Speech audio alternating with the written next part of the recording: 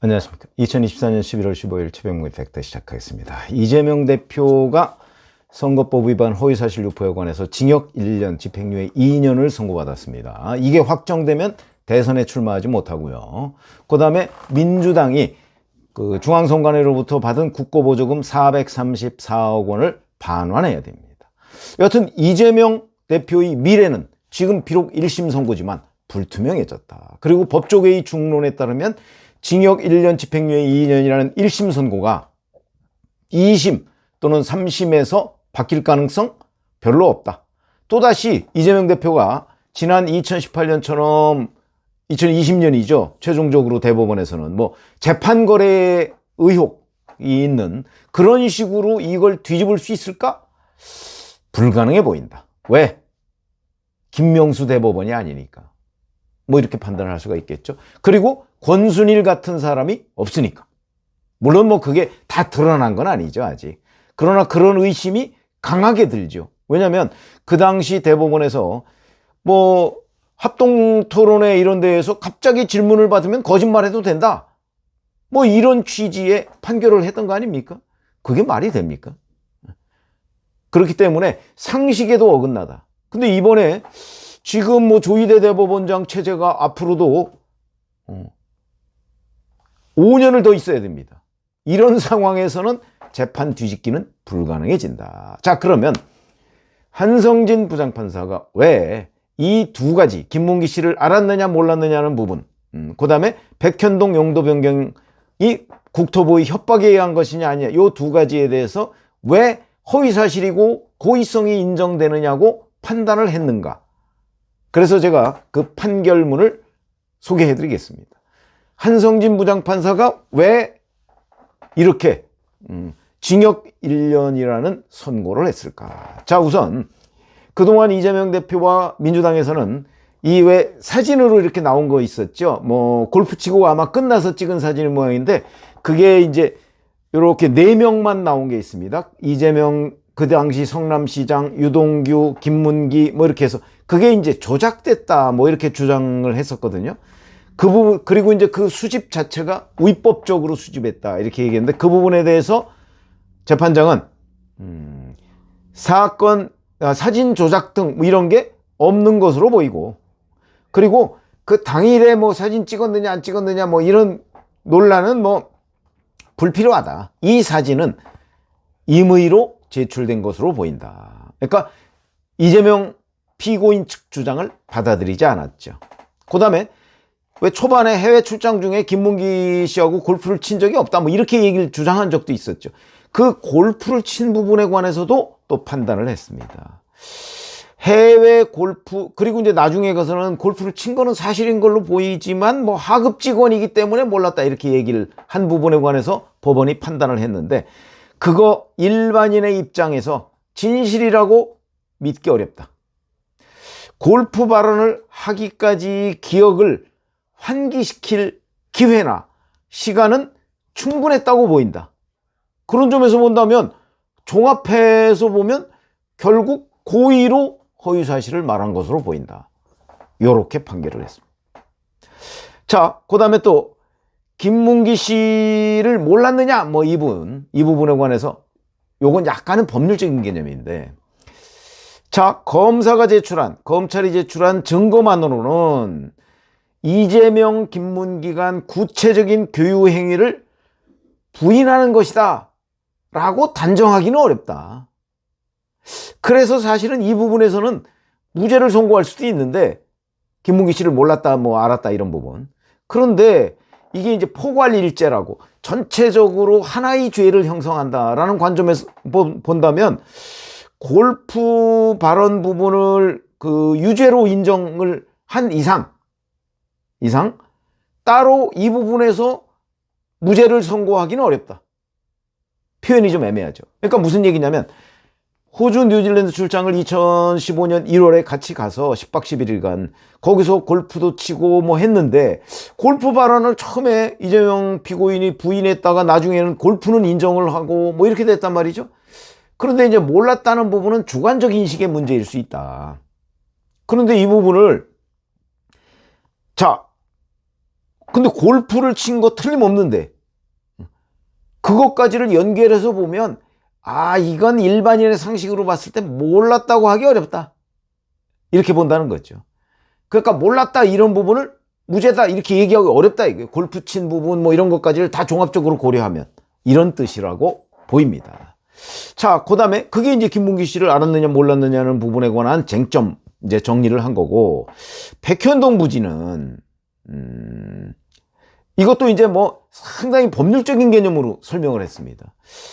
피고인 그러니까 이재명 대표가 백현동 부지 용도 지역 변경은 이 사건 의무조항에 근거한 국토부의 요구에 따라 어쩔 수 없이 했다, 협박에 의했다 뭐 이렇게 얘기를 하지만 그게 아니다.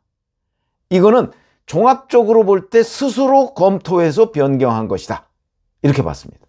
무슨 얘기냐면 피고인이나 이재명 이나 아니면 성남시 담당 공무원들이 국토부 공무원들로부터 이 사건과 관련해서 의무조항에 근거해서 용도지역 변경을 해주지 않을 경우 직무유기를 문제 삼겠다고 협박을 당했다 이렇게 볼 수가 없다. 왜? 이재명 대표를 제외한 성남시 공무원 중에 누구도 그렇게 증언하는 사람이 없다 이런 거고요. 식품연구원, 한국식품연구원 그 부지에서 1차부터 3차까지 여러 제안을 검토하는 과정에서 여러 차례 당시 이재명 성남시장은 보고를 받았다. 그리고 2021년 10월경부터는 백현동 부지에 관한 의혹 제기가 계속됐었고, 그리고 이에 대해서 이재명 대표 특히 대응도 여러 차례 했다. 이 사건 관련해서 백현동 발언 당시에 패널 등을 준비하기도 했다. 그건 무슨 얘기냐면 2021년 10월 그 경기도 국정감사 때요, 이재명 그때 경기도지사가 패널을 준비했거든요. 그래서 이제 이게 왜 국토부의 협박이냐는 걸 설명을 했는데 그게 혁신도시법을 근거로 해서 설명을 했습니다. 왜냐하면 혁신도시법에 따르면 국토부의 지시를 성남시가 따라야 합니다. 의무적으로. 그런데 이거는 아까 제가 말씀드렸듯이 혁신도시법에 근거한 게 아니다 하는 박근혜 국토부의 공문이 있거든요. 그러니까 따를 이유가 없습니다. 귀시에서 적의 처리 바람 이라는 공문이 있습니다. 그걸 얘기하는 겁니다. 그러니까 그런 패널 등을 준비하기도 했지만, 그러나 구체적으로 보면 이거는 성남시, 이재명 성남시에서 스스로 알아서 변경한 것이지 국토부의 지시에 따를 이유가 없다 이런 겁니다. 고로 이거는 고의성이 인정된다. 이재명 당시 후보한테는 매우 중차대한 일, 대선이 있죠. 그런 것 등을 앞두고 있었기 때문에 이 부분을 의도적으로 피해 나가려고 하는 그런 의도가 있어서 이 고의다 이거죠. 그렇기 때문에 이 부분과 관련해서도 허위사실이다 이렇게 본 겁니다. 근데 그 설명 과정을 보면 굉장히 법률적으로 설명을 해놔서 그대로 옮기면 아마 이해하시기 어려울 겁니다. 제가 지금 설명한 대로 바로 그런 겁니다. 대선을 앞두고, 쉽게 설명하면 대선을 앞두고 본인이 스스로 용도 변경을 4단계 상향을 했으면서 그거를 박근혜 국토부의 협박에 의한 것이라고 얘기한 거 거짓말이다 이거죠, 쉽게 얘기하면. 근데 이제 징역 1년 집행유예 2년을 선고하지 않았습니까? 이 부분과 관련해서는 피고인이 대선에서 당선되지 못한 점, 그리고 피고인에게 벌금형을 초과하는 범죄 전력이 없는 점, 이걸 피고인한테 유리한 사정으로 고려했다. 이건 무슨 뜻이냐면 원래는 징역 1년보다 더 세게 때려야 되고 집행유예를 안 붙여야 되는데, 그런데 대선에서 졌고 그 다음에 이재명 대표라는 사람이 과거에 여러 차례 뭐 전과 사범 이런 얘기를 하지 않습니까? 그게 다 벌금형입니다. 그렇기 때문에 벌금형을 초과하는, 예를 들어서 금고형이나 징역형을 선고받은 적이 없기 때문에 좀 깎아줬다, 봐줬다 이런 뜻입니다. 봐줘서 징역 1년, 집행유예 2년. 이것도 봐준 결과다 이렇게 얘기를 한 겁니다. 만약에 이 과거에 이런 거와 관련해서 금고형 이상을 받은 적이 있다 그러면 더 이거보다 강한 선고가 내려졌을 가능성, 이걸 여기에 담았습니다.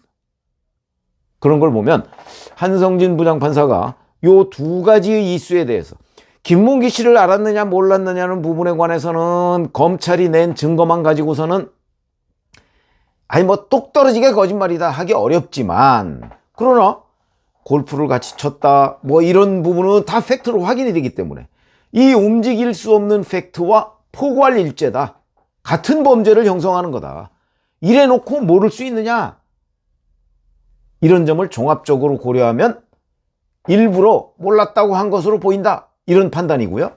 백현동은 뭐 의문의 여지 없이 이거는 허위사실이다, 일부러 허위사실을 얘기한 거다, 대선 때문에, 요렇게 판단을 한 걸로 해석이 됩니다. 그래서 이거는 이제 아마 보다 더 상세한 판결문은 이제 며칠 있어야, 한 4, 5일이 있어야 이제 결국은 국회를 통해서 아마 일반에 공개가 될 텐데, 공개가 되더라도 지금과 같은 이런 논리에 의해서 한성진 부장판사가 징역 1년, 집행유예 2년을 선고한 것이다 라고 우리가 이해를 하면 틀리지 않다.